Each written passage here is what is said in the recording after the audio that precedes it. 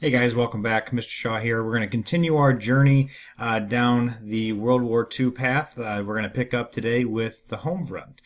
So we're going to talk a little bit about what was going on in America at the time and how Americans were responding to the war overseas in Europe. So let's get to it.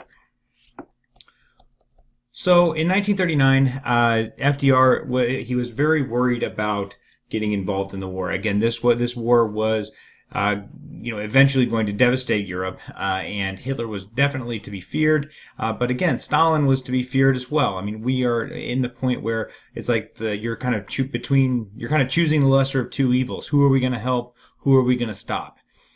So he thinks that the only hope of U.S. neutrality is going to assist European nations in opposing Hitler. So they choose a policy of what's called internationalism, and that all that means is just cooperation of numerous nations for a common end. So these nations now are going to try to work together. We are now ending isolationism. That's what this means here. Is this policy of when we choose a policy of internationalism, we are ending isolationism.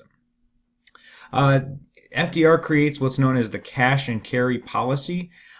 Basically, if we had all these weapons and if we said, hey, listen, if you have the money and you can come to us, we'll sell you the weapons. Okay, and we didn't really say who we were going to help, but it was mostly for the Allies. We were saying, hey, like if you guys come to our shores, you come to our, over to our coast, and you have the cash for these weapons, we will sell them to you. And again, there's going to be Americans that are concerned because this is really like it's kind of like checking the water with your toe. Okay, like it's like you're really close to diving in, but you're still kind of worried that the water's cold. Okay, that's what the cash and carry policy is. We're starting to help the Allies, and this is just a really quick step for the United States getting involved in the war. This leads us to the election of 1940, and again, guys, FDR has been president now for 8 years. Okay, every president before him had only been in office for 2 terms. So he had for a maximum then of 8 years. So he accepts the nomination for a 3rd term. No one had there's no law preventing him from doing this. It was just ever since George Washington only stayed in for 2 terms, every president after had only stayed in for 2 terms. The Republicans are going to nominate a guy by the name of Wendell Willkie.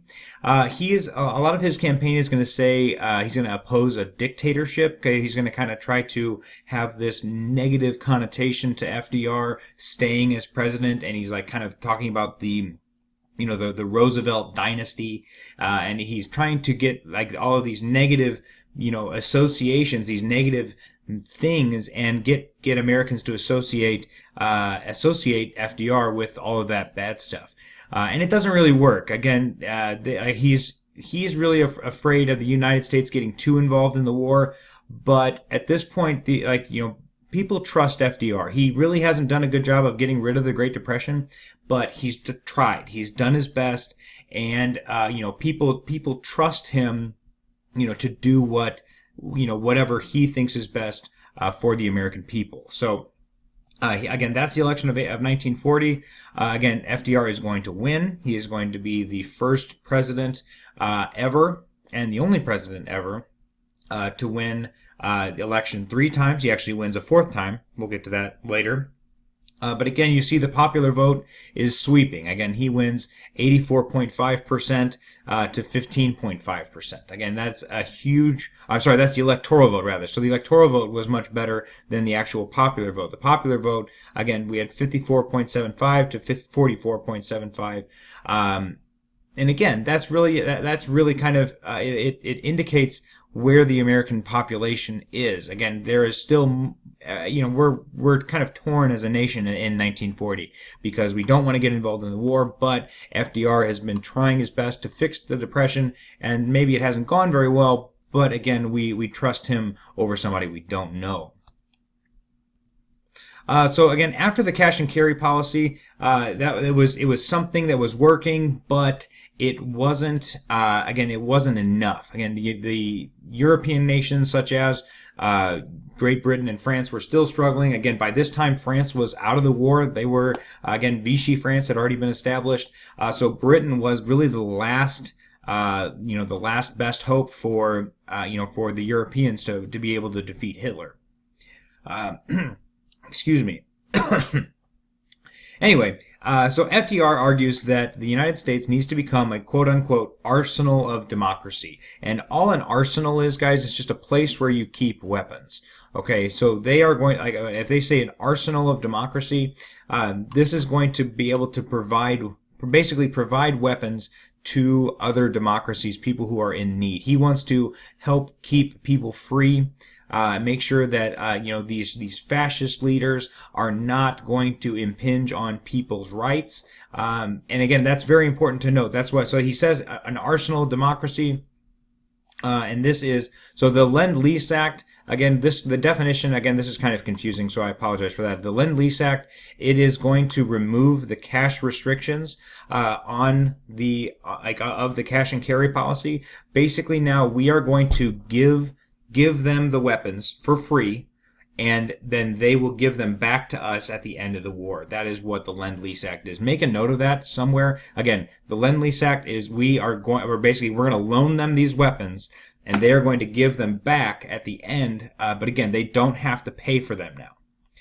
And just a quick note here, again, make sure you put a star by this one. They decided to help the Soviet Union even though they were seen as a potential enemy. Again, Hitler is he is the worst of two evils, and they want to do their very best to stop Hitler. And that means helping out the Soviet Union, which most Americans are not going to be okay with because, again, there's still this fear of communism in America. He also is going to start the Selective Service Act. This is a peacetime draft, which is hardly ever done. Again, you usually don't draft people while you are not at war. So this is actually 1 week before the 1940 election, and then there is going to be 12 million in our armed forces, either by draft or enlistment. So that's a very large army. And again, you can see by 1941, by the time this year rolls around, FDR and pretty much everybody else in America knew that at some point America was going to have to get involved.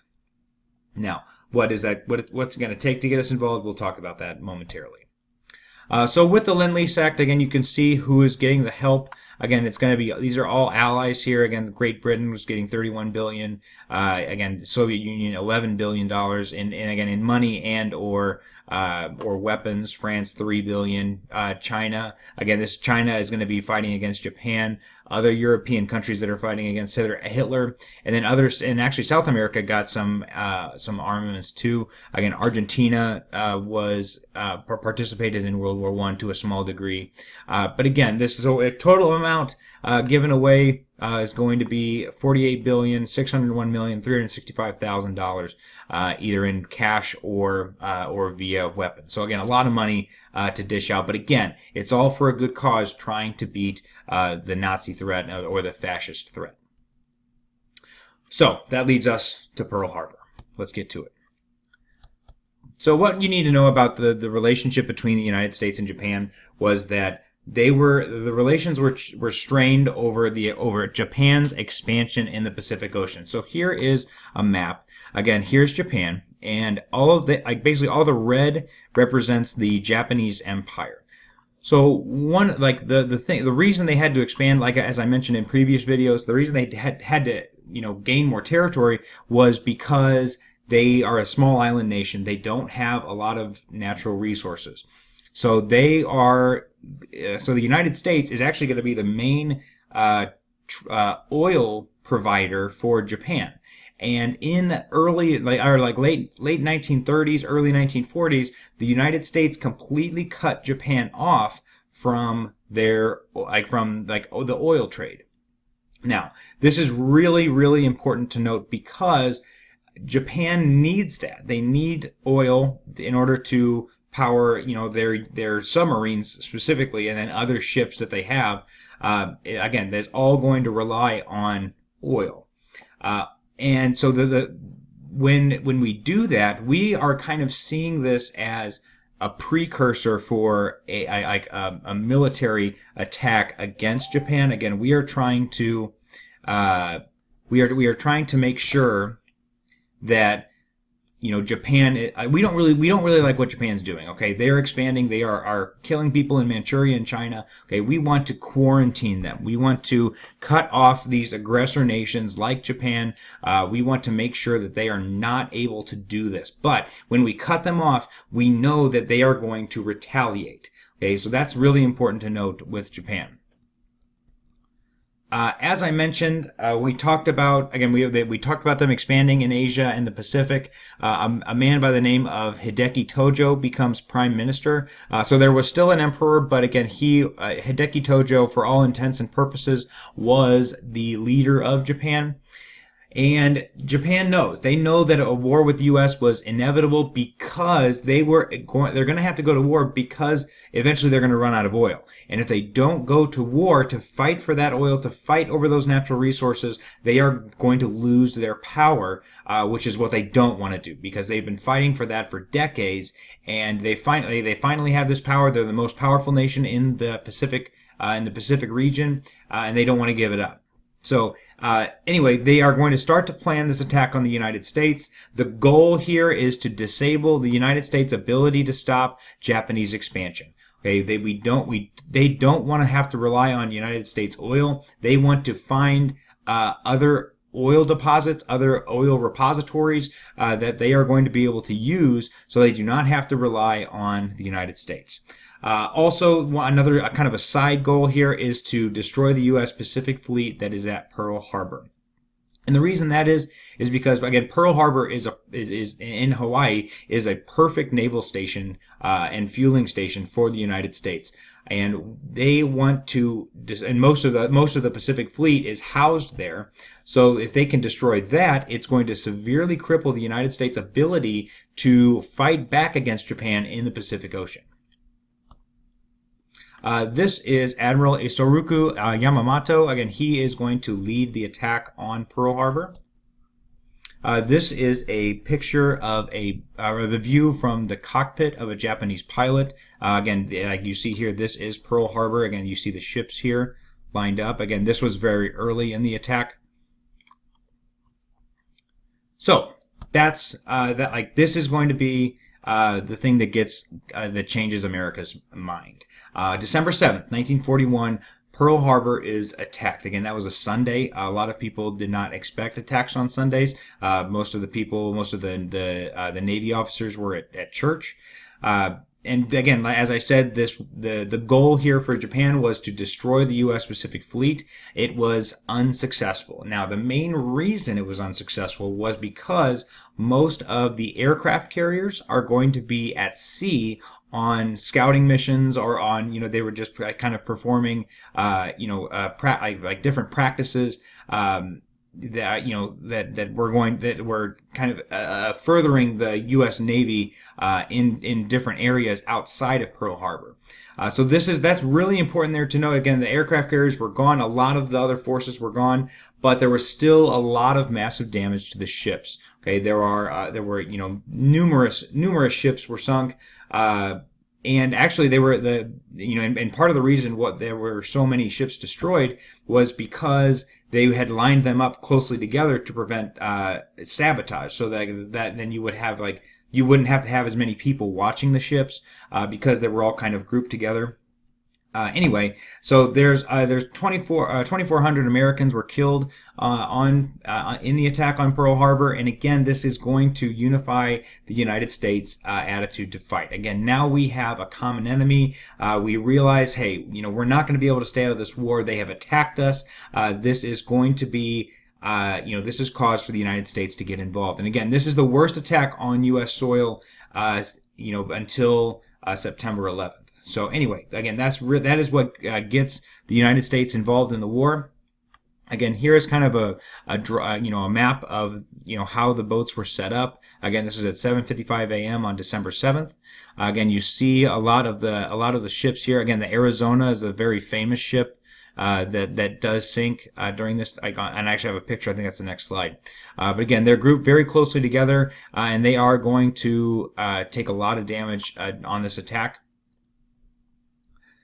Again, you see this is one of the most famous pictures of an explosion. And I believe that is of the USS Arizona. This is FDR's very famous speech right after this was that this is a date that will live in infamy. Okay, like if you're famous, you're really well known. But if you are infamous, you are well known for a really bad thing, or like for being a criminal. Like Al Capone, for example, was infamous. So this is again, he says that this is a date that that people will never forget because of how horrible it was. Again, here is a picture of the USS Arizona sinking. Again, if you go to Hawaii and you go to Pearl Harbor today, if you've ever seen that, there's like a white structure that looks, and you can actually look down and you can see the USS Arizona below the water there. And again, I've never been, but I've always wanted to go just because I've heard it's a very wonderful exhibit. Again, these are just a couple more pictures you'll see of the destruction. So President, I just realized that I told you I was going to zoom in on the last video, and I didn't do that. I'm the worst. I apologize. I don't know why I just thought of that now. I'm sorry. I can be better. Anyway, President Roosevelt signs the U.S. Declaration of War. Again, there was not really very much opposition to that. Again, they wanted revenge against the Japanese. So, a couple things to note is that we know now as historians, we know that a Japanese attack was expected. Because we had cut them off from oil, because we had kind of taken one of their, the things that they needed to survive, an attack was expected. We believed that something was going to happen, but we did not think it was going to happen at Pearl Harbor. We thought we had, forces in the Philippines, we had forces in the East Indies. We thought that those were much more vulnerable, which they were, but they're not as vital. So that's why the Japanese decided to attack Pearl Harbor. And I'll get into more of their mindset a little bit later. But anyway, December 8th, 1941, FDR asked Congress for a declaration of war. It is granted. He signs it, and the U.S. is officially aligned with Britain and France. So they become a member of the Allied powers. So how do we mobilize for war? Okay, oops, sorry about that. Okay, so we create the Office of War Mobilization. This is basically they're going to convert industry into producing for war. They are going to prioritize resources, manpower, money to coordinate all of these defense industries. Again, they are going to do everything they can to kind of shift our focus from, general production all the way to war production. So, you might have car manufacturers that are now working on producing tanks or planes, anything like that. People who are producing food, they can now produce food for the army. And, now people are like everything from World War I we talked about, like the Victory Gardens, all that stuff comes back. And it's going to try, again, it's all in an effort to help the United States, be more effective and be able to win the war in the long run. We are also going to use propaganda again, and we'll see a little bit more of those a little bit later. Key resources are going to be rationed. Remember, we said, again, especially for food, again, things like meat and bread, again, those are all going to be rationed, and you'd have like no meat Mondays, or meatless Mondays, where you wouldn't have meat. And again, that was considered patriotic because you are helping the United States, fight the war more effectively. There was 300 billion. This is supposed to be billion. I apologize. I just noticed that as a mistake. This is $300 billion was raised via increased taxes and then war bonds. Again, we saw just like we saw in World War I, people would basically loan money to the government and they would get a bond back, and that would that would help raise money for the war as well. Okay, a couple more things to do. Again, this video is getting kind of long, so I'm going to finish up with minorities. So let's talk about the Japanese first. U.S. military officials were very worried after the attack on Pearl Harbor that people of Japanese descent would engage in sabotage or spying. So one of the worst things that has happened in American history is what we're talking about right now, and I'm sorry that I have to go over it so quickly, but there were over 110,000 Japanese Americans that were interred, which literally means they were not like they were basically put into prison camps. And it's not necessarily, I don't want to, like, prison camps is really harsh, but it's more like just relocation camps. So like they still had schools and they still had different things at these camps, but basically they were forcibly removed from where they were living, what they were doing, what they were working on, and they were put somewhere else. And again, it was all because they were worried that people, of Japanese descent would want to help out Japan. There is a Supreme Court case in 1944 that was Korematsu versus the United States, and that allowed internment. Again, Korematsu was actually a Hispanic Japanese American, and he was interred, and he sued, saying that that was not in the government's right to do that. And the Supreme Court ruled that in times of distress, in times of great need or war, the government can do. Like the safety of any one citizen is not as important as the safety of the country as a whole. Okay, so that's what Korematsu versus the United States. You're going to learn more about that in government, but again, all you need to know is that said that, hey, it's okay to allow internment in times of crisis. All right, last one. Oh, I'm sorry. Here is a picture or a political cartoon of the Japanese getting interred. Again, it talks about how they're going out of harm's way. Again, it's taking them out of harm's way into a military zone. It says California-born Japanese citizens that are loyal to the USA, and they are being moved out of away from other Americans. And again, this is the fear is what's really important to note here, and that's why they were that's why they were interred. Again, we're going to talk about that more in class. Again, that's really an important note and a very unfortunate time in American history. Okay, last thing for us is in this video is going to be women and African Americans. What you need to know is that women served in auxiliary corps. Auxiliary corps. 6 million women worked in factories. And we also had the very famous Rosie the Riveter. Again, there is a song in your packet that you guys can look at that people released. Again, this is Rosie. Again, this was designed to help. This is actually propaganda for women. They were saying, we can do it. We can roll up our sleeves. We can be just as good as men, do just as much as they can. And we need to do this because America is at war. So again, women are going to play a very important role, just like they did in World War I, in filling the jobs that the men left when they go to war. And again, we also have African Americans. They're going to work in factories as well and help replace some of the men that had left.